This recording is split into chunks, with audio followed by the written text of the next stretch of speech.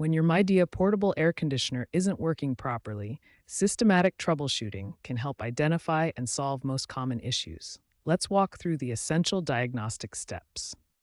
First, check the basics. Ensure your unit is properly plugged in and the circuit breaker hasn't tripped. These simple oversights cause many service calls. Important: Midea units have a built-in 3-minute protection feature. After turning off the unit, you must wait 3 minutes before restarting. This prevents compressor damage. If your unit isn't cooling properly, the exhaust hose is often the culprit. The hose must be properly connected and unobstructed to expel hot air outside. Dirty air filters are the most common cause of reduced cooling efficiency. Clean or replace filters every 2 weeks during regular use for optimal performance. Water leaks are common but usually fixable. Ensure the unit sits level and the drainage system is clear. High humidity can cause more water accumulation. The P1 error code indicates the bottom water tray is full. This is easily fixed by connecting the drain hose and emptying the accumulated water. If your unit has smart connectivity features, ensure the app is updated and properly connected. Network issues can affect remote control functionality. These troubleshooting steps resolve most common Midea portable AC issues. If problems persist after trying these solutions, you may need to examine specific error codes or contact professional service. Midea portable air conditioners communicate problems through error codes displayed on the unit. Understanding these codes helps you determine whether you can fix the issue yourself or need professional help. The P1 error code is one you can handle yourself. It simply means the water collection tray is full and needs to be drained.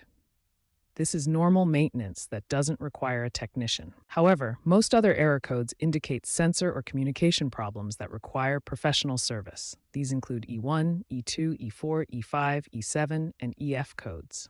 E1 indicates a room temperature sensor error. This sensor monitors the ambient temperature to control cooling cycles. When it fails, the unit cannot properly regulate temperature. E2 signals an evaporator temperature sensor error.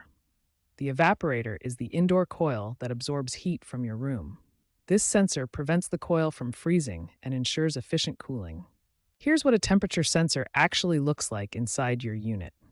These sensors are delicate electronic components attached to the cooling system and require specialized knowledge to replace safely.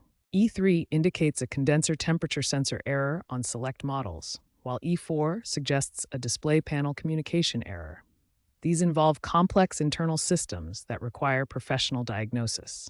The complexity of these systems becomes clear when you see the electrical schematics involved. These intricate circuits require certified technicians with specialized tools and training to diagnose and repair safely. Attempting DIY repairs on sensor-related errors can be dangerous and will void your warranty. These repairs involve refrigerant systems, electrical components, and precision calibration that require professional expertise. Call a certified technician when you see sensor error codes, notice unusual noises, experience electrical issues, or observe component damage. Professional service ensures safe, proper repairs that maintain your warranty coverage.